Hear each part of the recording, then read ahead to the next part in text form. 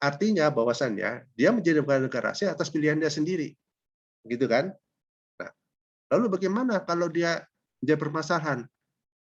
KBRI dimanapun prioritasnya adalah WNI. Jadi KBRI tugas utamanya adalah melindungi warga negara Indonesia dan juga Badan Hukum Indonesia dimanapun berada. Nah, sekarang kalau misalnya ada orang yang dulu pernah jadi WNI, lalu menjadi WNA bermasalah, maka tentu saja kami tidak bisa serta-merta turun tangan, karena apa? Akan menyinggung negara setempat. Negara setempat akan tersinggung bahwasannya, kok ini ada warga negara dia, tapi kok kita ikut-ikutan ngurusin dia begitu. Padahal seperti saya katakan tadi, dalam hukum internasional kami punya kewajiban menghormati hukum setempat. Nah, WNI yang sudah berganti warga negara menjadi warga negara setempat, kan berarti dia sudah berada dalam sistem hukum yang berbeda. Sistem hukumnya adalah sistem hukum negara setempat. Sudah lagi tidak ada sistem hukum Indonesia yang akan meliputi dia. Sehingga dari segi itu, tentu saja kami tidak bisa serta-merta ikut campur seperti itu karena akan menyinggung negara setempat. Ya, dan jadi kalau ada seperti itu, ya tentu saja kami akan tanyakan kepada negara setempat, bagaimana status orang ini.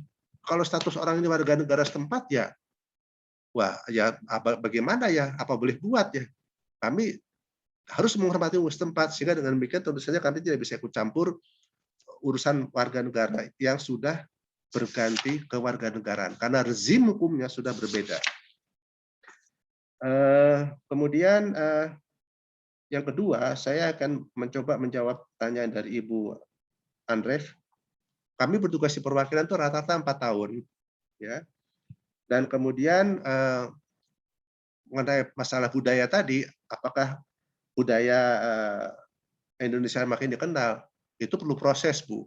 Ya, itu perlu proses. Mengapa saya mengatakan perlu proses? Saya cerita pengalaman aja deh ya, cerita pengalaman. Jadi pada waktu saya bertugas di perwakilan RI di luar negeri, itu ada orang setempat itu yang akan melakukan kunjungan ke Jakarta. Nah, terus kemudian dia bertanya kepada saya, Mr. Tadi kalau saya pergi ke Bali itu kira-kira di negara mana gitu kan? Saya bilang, loh, Bali itu Indonesia. Oh, kalau saya ke Bali saya perlu visa nggak? Saya bilang, loh, nggak perlu visa, saya bilang itu. Karena Bali itu adalah wilayah Indonesia. Mengapa itu terjadi? Karena promosi wisata Indonesia itu selalu mengatakan Bali, tanpa ada mengatakan Bali in Indonesia. Sehingga akibatnya orang punya pemahaman Bali itu beda dengan Indonesia begitu.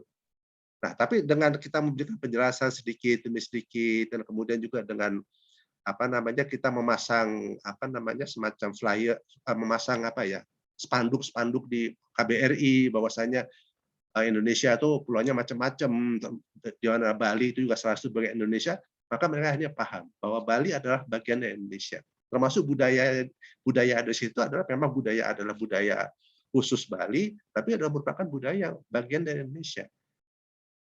Budaya Indonesia itu tentu saja sekarang yang menjadi pertanyaan, apakah ada budaya Indonesia? Yang ada tentunya adalah budaya dari masing-masing suku bangsa di Indonesia. Dari ujung barat sampai ujung timur itu masing-masing etnis itu punya budaya sendiri yang bermacam-macam dan luar biasa bagusnya begitu. Dan itu pada akhirnya menjadi pelengkap warna bagi budaya yang dimiliki oleh bangsa Indonesia seluruhnya. Jadi walaupun saya ini orang Jawa, tapi saya melihat bahwasanya budaya yang ada di Sulawesi itu adalah bagian dari saya juga. Orang budaya yang ada di Sumatera Selatan itu juga bagian dari budaya saya juga. Jadi artinya bahwa budaya-budaya itu menjadi milik kita, gitu ya.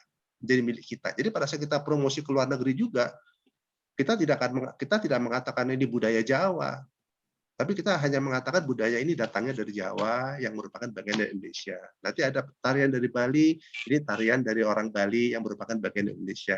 Tarian dari Sulawesi, ini tarian dari Sulawesi yang merupakan bagian dari Indonesia. Jadi akhirnya mereka paham para orang luar itu bahwa ternyata budaya Indonesia itu luar biasa bermacam-macamnya dan warna-warninya.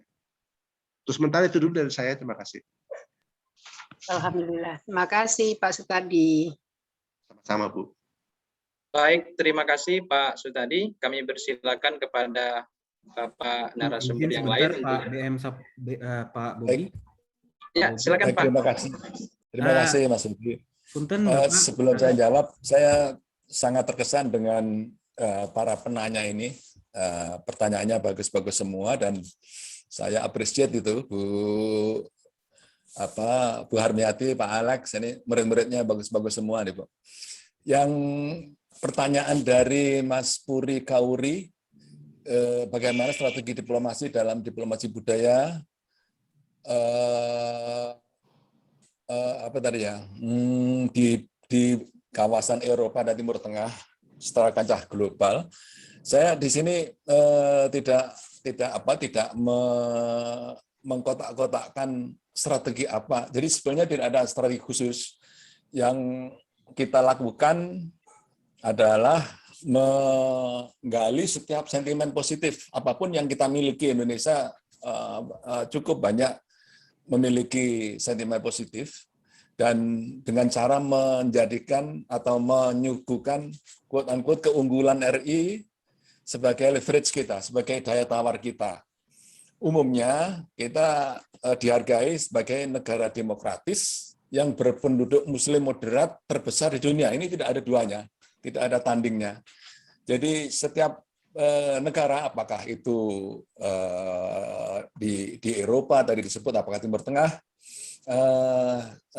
nilai ini yang biasanya kita jadikan daya tawar kita, dan mereka umumnya sudah sadar bahwa your country is the most moderate Muslim country in the world and democratic gitu. Itu umumnya sudah tahu.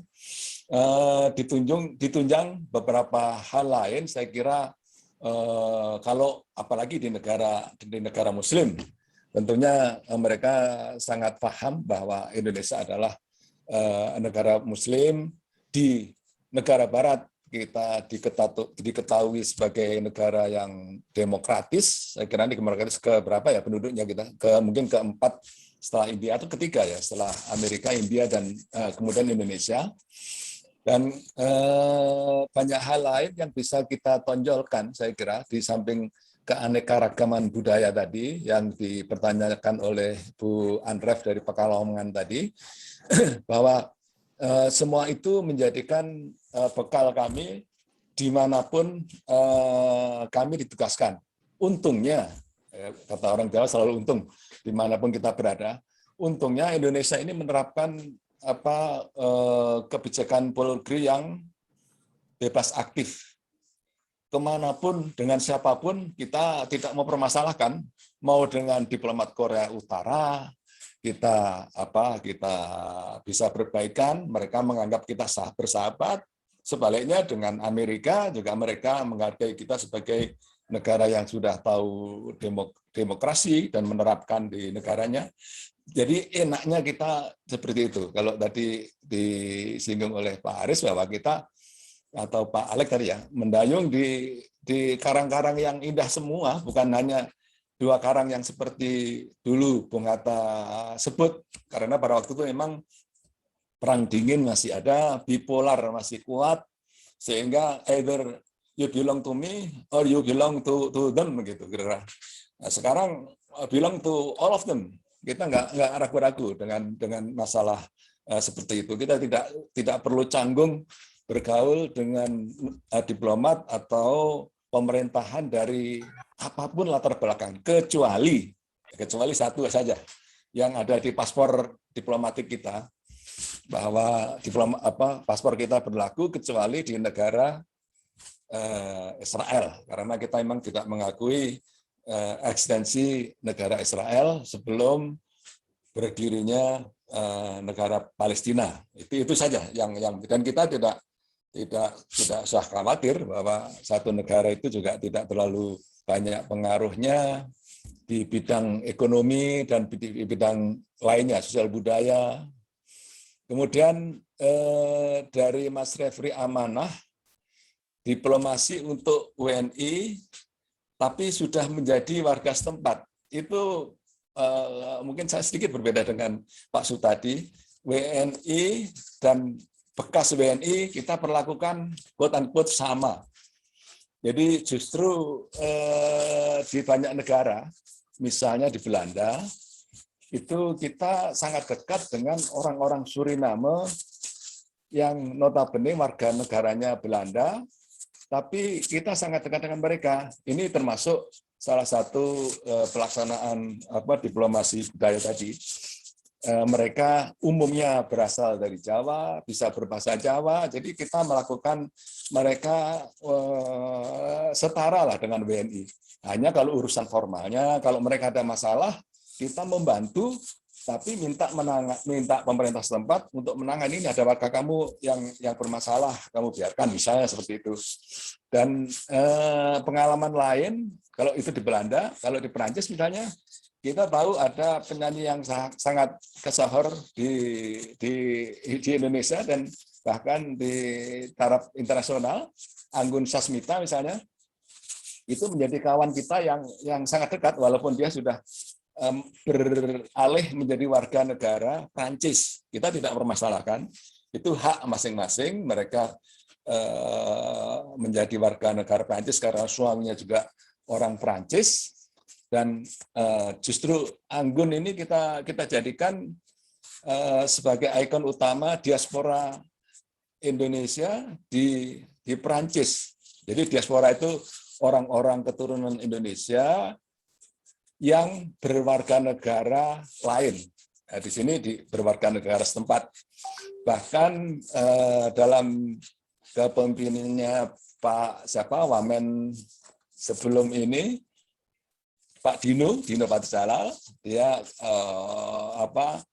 getol sekali merangkul para diaspora ini, dan dalam perkembangannya Kementerian Luar Negeri atau pemerintah Indonesia memberikan identitas khusus kepada diaspora keturunan Indonesia tentunya. Saya kira banyak keuntungan dari para pemilik identitas khusus, saya tidak terlalu paham, tapi intinya kemudahan mereka dalam berurusan dengan semua pihak di Indonesia, khususnya itu ya. Saya kira itu semua yang bisa saya share dengan ketiga penanya terakhir. Saya kira Bu Andref tadi sudah dijawab oleh Pak Sutadi mengenai masalah perbedaan budaya. Ini justru menjadi modal kita untuk mengenalkan bahwa budaya kita memang tidak sama dengan di negara akreditasi. Terima kasih Pak Bodi. Terima kasih. Izin Pak Bobi. Terima kasih Pak Hari. Selanjutnya kami beri Izin, Pak kesempatan Bobi, kepada. Izin, Oh Pak ya, Bobi. silakan Pak Alek. Sehubungan dengan aktivitas yang tidak bisa saya tinggalkan, mohon izin untuk Pak Hari, Pak Bagas, Pak Sutadi, dan khususnya Bu Dekan, saya meninggalkan ruang virtual ini, Pak. Semoga sehat selalu. Terima kasih atas ilmunya Pak Hari, Pak Bagas, Pak Sutadi, Bu Harniati juga, Bu. Saya mohon izin. Pak Aris, saya mohon izin. Terima kasih Pak Bobi. Assalamualaikum warahmatullahi wabarakatuh. Waalaikumsalam warahmatullahi Terima kasih wabarakatuh. Pak Alex. Terima kasih Pak Alek sudah memberikan ulasan yang sangat menarik bagi kita semua. Selanjutnya kami beri kesempatan kepada Pak Bagas ya untuk menambahkan atau ingin menjawab pertanyaan dari teman-teman mahasiswa. Kami persilakan Pak. Terima kasih Pak Bobi. Saya rasa sudah dijawab dengan baik oleh para sahabat saya. Saya tidak akan menambah lagi. Saya justru memuji kawan-kawan dari administrasi publik ini. Sangat diperlukan dalam hubungan internasional. Komunikasi dan hubungan antar lembaga, kerjasama antar pusat dan daerah, memerlukan mahasiswa-mahasiswa dari administrasi publik ini. Tadi Pak Rektor mengatakan kan bahwa sebagian dari kawan-kawan yang bekerja di pemerintahan daerah ini juga lulusan dari Universitas Hasarin. Jadi merupakan suatu aset bagi saya itu. Demikian. Terima kasih Pak Bobi. Maaf. Siap. Terima kasih Pak Bagas. Baik hadirin yang saya hormati, setelah tadi kita mendengarkan pemaparan materi dari narasumber, kemudian ulasan dari reviewer, dan juga memperhatikan